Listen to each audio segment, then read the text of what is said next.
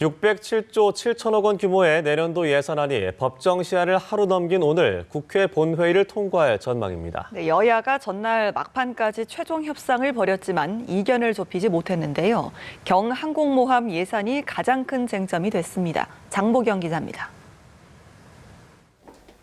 607조 7천억 원 규모의 내년도 예산안을 두고 막판까지 최종 협상을 벌인 여야. 당초 정부가 제출한 604조 4천억 원보다 3조 3천억 원 증가한 규모입니다.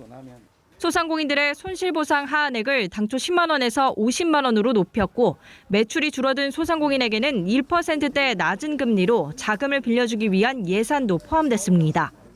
민주당 이재명 대선 후보가 강조해온 지역화폐 발행 규모도 대폭 올렸습니다. 정부가 제시한 건 6조 원 규모였는데 30조 원 규모로 대폭 늘어났습니다. 하지만 여야의 최종 협상은 결국 결렬돼 민주당은 단독으로 수정 예산안을 본회의에 올릴 방침입니다. 경항공모함 예산이 가장 큰 쟁점이 됐습니다. 민주당은 경항모의 설계비라도 편성하자며 국방위 예비심사에서 72억 원 거의 전액이 삭감된 것을 되살려야 한다고 주장했고 이미 사업에 대한 이 타당성에 대해서는 충분히 검토가 되었기 때문에 내년도에 예산으로 편성돼서 반드시 집행돼야 된다는 그런 입장에 변함이 없었다는 말.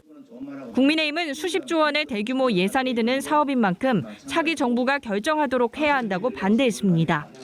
의견이 최종적으로 접근이 되지 않아서 더 이상 여야가 최종적인 의견의 합의를 이룰 수 없다는 판단을 하게 되어서 민주당은 결국 기존 정부안대로 72억 원을 올리기로 했습니다. 국민의힘은 소상공인 손실보상 하한액을 100만 원까지 끌어올려야 한다고 주장하기도 했는데 민주당은 역시 100만 원까지 높여보려 했지만 10만 원에서 적어도 절반 수준인 50만 원으로 높일 수 있었던 건 큰 성과라고 말했습니다.